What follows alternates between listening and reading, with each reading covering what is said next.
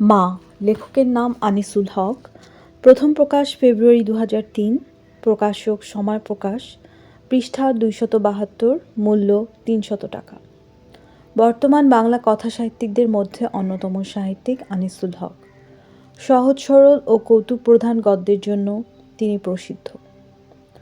প্রকৌশলের ছাত্র হওয়া সত্ত্বেও পেশা হিসাবে গ্রহণ করেছেন সাংবাদিকতা এবং প্রাণের টানে করেছেন লেখালেখি।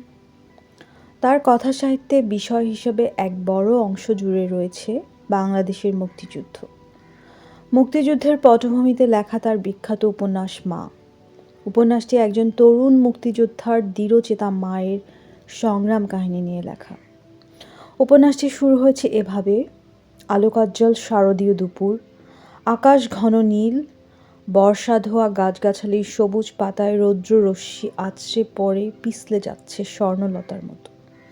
সেই চনমনে রোদের নিচে জুরাইন গোরস্তান চত্বরে সমবেত হয়েছে একদল শবযাত্রী। তাদের মধ্যে অনেকেই মুক্তিযোদ্ধা। গোরস্তানের সীমানা প্রাচীরের বাইরে রাস্তায় গাড়িতে বসে আছেন জাহানারা ইমাম। আজাদের মাকে দাফন করা হবে একটু পরেই। উপন্যাসটি বাস্তব ঘটনাকে কেন্দ্র করে লেখা হয়েছে। উপন্যাসের গল্পটা আজাদ, রুমির আর সব গেরিলাদের মায়েদের, যাদের সন্তানরা হারিয়ে গিয়েছিল মধ্য ৭১-এ আর ফিরে আসেনি। সকল মায়ের যন্ত্রণা বেদনাকে ব্যক্ত করেছেন আজাদের মায়ের প্রত্যক্ষ বেদনায়। উপন্যাসের কাহিনী মাগফার হোসেন চৌধুরী আজাদ এবং তার মায়ের জীবন নিয়ে। শহীদ আজাদের মা সাফিয়া বেগম ছিলেন ঢাকার একজন প্রভাবশালী ব্যক্তির স্ত্রী। তিনি ছিলেন আত্মমর্যাদা সম্পন্ন দৃঢ় আত্মপ্রত্যয়ী একজন মানুষ। আজাদের বাবা ইউনুস চৌধুরী ছিলেন ইঞ্জিনিয়ার। টাটা কোম্পানিতে চাকরি করতেন। চাকরি জীবনের অধিকাংশ সময় কেটেছে বোম্বে ও কানপুরে। কানপুরেই আজাদের জন্ম। আজাদ ছিল পাকিস্তানের সমবয়সী। তার জন্ম ১১ জুলাই ১৯৪৬। আজাদি আজাদি বলে যখন সারা ভারতবর্ষ উত্তাল, তখনই আজাদের জন্ম। এজন্যই নাম রাখা হয় আজাদ। ৪৭ সালের দেশ বিভাগের পরেই ইউনুস চৌধুরী বোম্বে থেকে ঢাকায় চলে আসেন। ঢাকায় এসে ব্যবসা শুরু করেন। কালক্রমে ঢাকার গুরুত্বপূর্ণ ব্যক্তিতে পরিণত হন। ইউনুস চৌধুরী দ্বিতীয় বিয়ে করলে আজাদের মা সাফিয়া বেগম আজাদকে নিয়ে ইস্কাটনের প্রাসাদসম বাড়ি ছেড়ে ফরাশগঞ্জের বাড়িতে চলে আসেন। ইউনুস চৌধুরী গুন্ডা লাগিয়ে সাফিয়া বেগমকে সে বাড়ি থেকে উৎখাত করে। আজাদ তখন করাচি বিশ্ববিদ্যালয়ে পড়ছেন। ছোট বাড়ি ভাড়া নিয়ে গয়না বিক্রি করে বোনের সন্তানদের নিয়ে দিনাতিপাত করেন সাফিয়া বেগম। অভাব অনটন পিছনে ফেলে আজাদকে তিনি মানুষের মতো মানুষ হিসেবে গড়ে তোলেন। আজাদ করাচি থেকে ফিরে এসে ঢাকা বিশ্ববিদ্যালয়ে MA ক্লাসে ভর্তি হয়। এমনই সময় বঙ্গবন্ধু স্বাধীনতার ডাক দিলেন। আজাদের বন্ধুরা মুক্তিযুদ্ধে যোগ দিচ্ছে। দেশমাতৃকাকে রক্ষা করতে আজাদের মনও চায় যুদ্ধে যেতে। বারবার মাকে বলার চেষ্টা করেও পারেননি। অবশেষে একদিন বলেই ফেললেন। যে পুত্রকে ঘিরে সাফিয়া বেগমের সারাটা জীবন তাকে ঘরবন্দি করে রাখেননি। বললেন, আমি কি তোকে শুধু আমার জন্যই মানুষ করেছি? এই দেশটাও তোর মা, যা দেশটাকে স্বাধীন করে আয়। সাফিয়া বেগম শুধু ছেলেকে দেশ রক্ষায় পাঠাননি, নিজেও সহযোগিতা করেছেন। মায়ের আশীর্বাদ নিয়ে আজাদ গেলেন মুক্তিযুদ্ধে। যুদ্ধক্ষেত্রে আজাদরা হিট অ্যান্ড রান পদ্ধতিতে অনেকগুলো সফল গেরিলা অভিযান সম্পন্ন করে। ভালোই চলছিল তাদের যুদ্ধ। কিন্তু ৩০ আগস্ট রাতে পাকিস্তান সেনাবাহিনী এক গেরিলা মুক্তিযোদ্ধা নিবাসে হামলা চালায়। পাকিস্তানি সৈন্যদের হাতে অনেকে ধরা পড়ে। রুমি, বদি, আলতাফ মাহমুদ, জুয়েল সহ বেশ কয়েকজন গেরিলা মুক্তিযোদ্ধা। তাদের একজন আজাদ। আজাদকে প্রচণ্ড নির্যাতন করে পাকিস্তানি সৈন্যরা, কিন্তু তার কাছ থেকে কোনো তথ্য বের করতে পারে না। পাকিস্তানি চর এসে আজাদের মাকে বলে, ছেলেকে যদি ফিরিয়ে পেতে চান তাকে বলেন সে যেন সবার নাম বলে দেয়। মা একমাত্র সন্তানকে দেখার সুযোগ পান রমনা থানায়।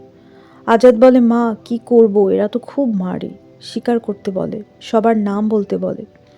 মা বলেন, বাবারে, যখন তোমাকে মারবে তুমি শক্ত থেকো, সহ্য করো, কারোর নাম বলে দিও না। আজাদ মাকে বলে, 2 দিন ভাত খাই না, ভাত খেতে ইচ্ছে করে। কালকে ভাত দিয়েছিল, আমি ভাগ পাইনি। মা বলেন, আচ্ছা, কালকে যখন আসবো তোমার জন্য ভাত নিয়ে আসবো। তখনই সেন্ট্রি এসে বলে সময় শেষ। মা হাঁটতে হাঁটতে কান্না চেপে ঘরে ফিরে আসেন। পরের রাতে দুটো টিফিন ক্যারিয়ারে ভাত, মুরগির মাংস, আলু ভর্তা, বেগুন ভাজি নিয়ে মা যান রমনা থানায়। কিন্তু আজাদকে দেখতে পান না। তিনি দৌড়ে যান এমপি হোস্টেলে। সেখানেও আজাদ নেই। আজাদ আর বেঁচে নেই। আজাদের মা 1985 সালের 30শে আগস্ট পর্যন্ত বেঁচে ছিলেন। এই 14 বছরে তিনি কোনোদিন মুখে ভাত দেননি, কোনোদিন বিছানায় শোননি, মেঝেতে পাটি পিছিয়ে শুয়েছেন। 14 বছর পর মা মারা যান। মুক্তিযোদ্ধারা তাকে কবরে শায়িত করলে আকাশ থেকে ঝিরঝির বৃষ্টি ঝরতে থাকে। জুরাইন কবরস্থানে তাকে সমাহিত করা হয়। উপন্যাসের শেষ লাইনে লেখক লিখেছেন, আজও যদি কেউ যায় জুরাইন গোরস্থানে, দেখতে পাবে কবরটা, আর দেখতে পাবে প্রস্তর ফলকে উৎকীর্ণ তার পরিচয়, মোসাম্মদ সাফিয়া বেগম, শহীদ আজাদের মা। মা উপন্যাসের উপজীব্য লেখক ইতিহাস থেকে নিয়েছেন, তবে তিনি বলেছেন এটি ইতিহাস নয়, উপন্যাস। ঐতিহাসিক ঘটনাগুলোর বেলায় তিনি পুরোপুরি সততা রক্ষার চেষ্টা করেছেন। ব্যক্তিগত পারিবারিক ঘটনার ক্ষেত্রে অনেক জায়গায় কল্পনার আশ্রয় নিয়েছেন। এই উপন্যাসের সমালোচনায় ডক্টর আনিসুজ্জামান বলেন, আনিসুল হকের রচনা নৈপুণ্য অনস্বীকার্য, কিন্তু সে নিপুণতা কোনোভাবে আরোপিত নয়। তিনি এমনভাবে নিজেই জড়িয়ে পড়েন এই ঘটনা প্রবাহে যে তিনি এরই অংশীদার হয়ে যান আর পাঠকের সঙ্গে ভাগ করে নেন নিজের অভিজ্ঞতা। মা উপন্যাস সম্পর্কে সর্দার ফজলুল করিম বলেন, আমি বলি দুই মা, ম্যাক্সিম গোর্কির মা আর আনিসুল হকের মা। আনিসুল হকের মা উপন্যাসটি জনপ্রিয়তা পেলেও কাহিনী হিসাবে এর বড় দুর্বলতা হচ্ছে অতি নাটকীয়তা। এতে লেখকের ব্যক্তিগত আবেগ এতটাই প্রকটিত হয়েছে যে রচনাশৈলী অনেকটা হালকা হয়ে গিয়েছে। মমতাময়ী গল্পের প্লট হলেও সুশৃঙ্খল মেলবন্ধনের অভাবে এক ধরনের সমন্বয়হীনতা চোখে পড়ে। আনিসুল হক রম্য লেখক এবং প্রথম সারির একজন কলাম লেখক। মা উপন্যাস লেখার সময় তিনি কলাম লেখকের সত্তা থেকে বের হয়ে আসতে পারেননি। মা উপন্যাসটি পর্যালোচনা করতে গিয়ে ভারতীয় কূটনীতিক ও রাজনীতিবিদ Manishankar Aiyar in the streets of Dhaka শিরোনামে এক লেখায় উল্লেখ করেন, আনিসুল হকের উপন্যাসটিতে বাংলাদেশের মুক্তিযুদ্ধ এবং গণমানুষের বীরত্বগাথার কথা উঠে এসেছে। আয়ার তার পর্যালোচনায় মা উপন্যাসটির ভারসাম্যের কথা উল্লেখ করে বলেছেন, এই উপন্যাসে বলা কথাগুলো উঠে এসেছে অরাজনৈতিক এক তরুণের কাছ থেকে। আনিসুল হক এই ঘটনার সন্ধান পান মুক্তিযোদ্ধা নাসির উদ্দিন ইউসুফ বাচ্চুর কাছ থেকে।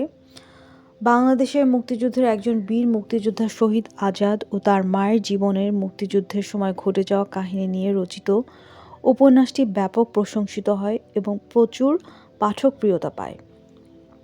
এই বইয়ের কল্যাণী পাঠক জানতে পেরেছে এক মহিয়সী নারী সাফিয়া বেগমের কথা ও তার যোগ্য সন্তান শহীদ আজাদের কথা। যে দুঃখ, বেদনা, অত্যাচার তারা সহ্য করেছেন এ দেশের জন্য, তা জাতির জানা জরুরি। ব্যক্তিত্বময়ী শহীদ আজাদের মায়ের আত্মসম্মানবোধ বাংলার প্রতিটি নারীর মাঝে সঞ্চারিত হওয়া প্রয়োজন।